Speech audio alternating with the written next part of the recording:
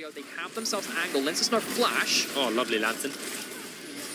Just to make sure they're getting away. Are they going to go for this? Another hook comes up, but forces Jezu to use the cleanse. They got a teleport coming in on the flank. This is the fight. Lyncas already low HP, spinning around. That was his clone. Jezu is trying to get the damage off, but that is going to be so much damage coming out, and that is a huge Jinx fight here for Flakked. He gets himself a triple kill. The Herald stays alive as well, and Heretics, they are back in form on game number 2.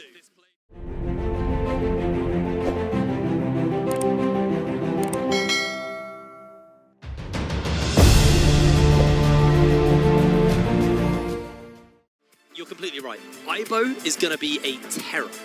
Absolutely, and not only that, I think generally just choke control for both teams and just being at the objective first, right? Because if you're talking about the side of Team Geo, it's about being there first so you can control the chokes, and if it's the opposite side for Los Heretics, it's actually about just being able to watch your opponents walk in and poke them with the Jayce, with the Maokai, with the Jinx, those kind of things. Allow Ibo to then potentially just see where his opponent's coming from and actually set up for a good angle for a flank.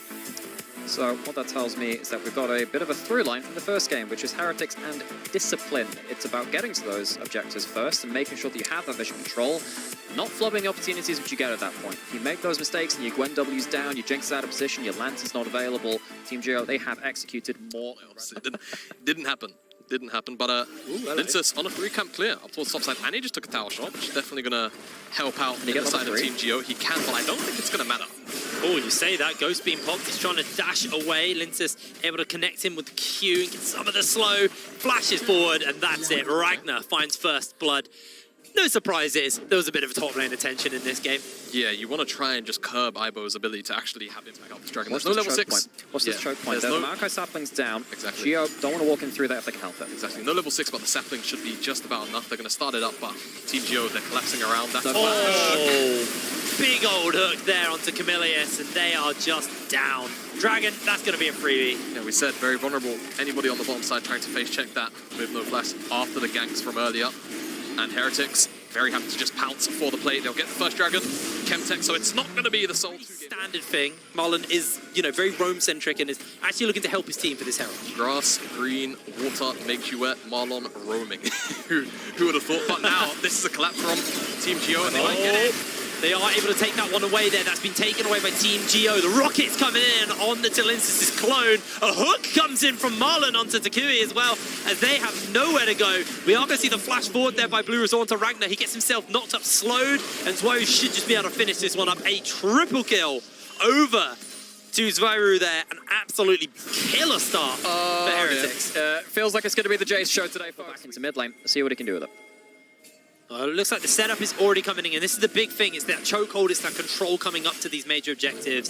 And the Maokai sapling's doing a fantastic job, but in comes that big belly you were talking about, into the Cyclone. He flashes over, but Lyncas is ready and waiting.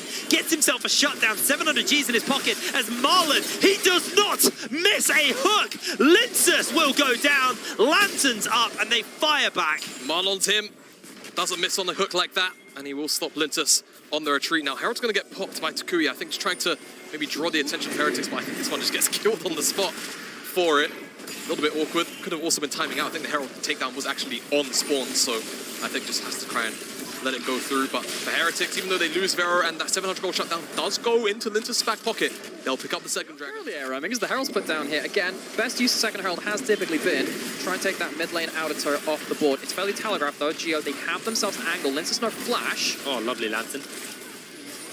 Just to make sure they're getting away. Are they going to go for this? Another hook comes up, but forces Jezu to use the cleanse. They got a teleport coming in on the flank. This is the fight. Lyncas already low HP, spinning around. That was his clone. Jezu is trying to get the damage off, but that is going to be so much damage coming out, and that is a huge Jinx fight here for Flakked. He gets himself a triple kill. The Herald stays alive as well.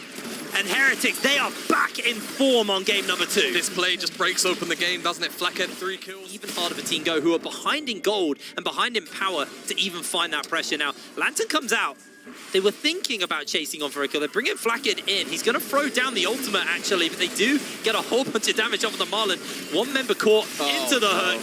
Marlon doesn't miss, and Flakked's able to find a kill with the getting excited here. He's going to keep the pressure on, and that is another kill. 2 easy kills. Perfect timing.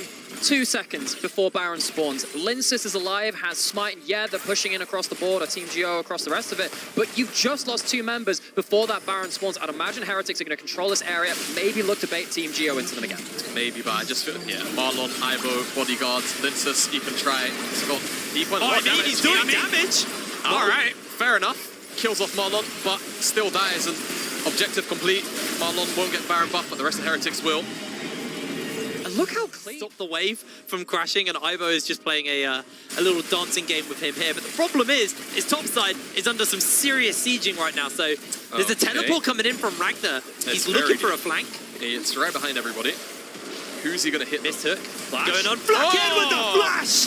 Not going to get hit today! And everybody else is locked in place. Flakked is free to fire onto Zwyroo because he has been hit by the ultimate, but Marlon lands another hook. And that's 3 members down. The flash away from the rocket to close it out. But Flakked, he's not done. He's chasing onto Jezu. That's going to be the flash out from Jezu.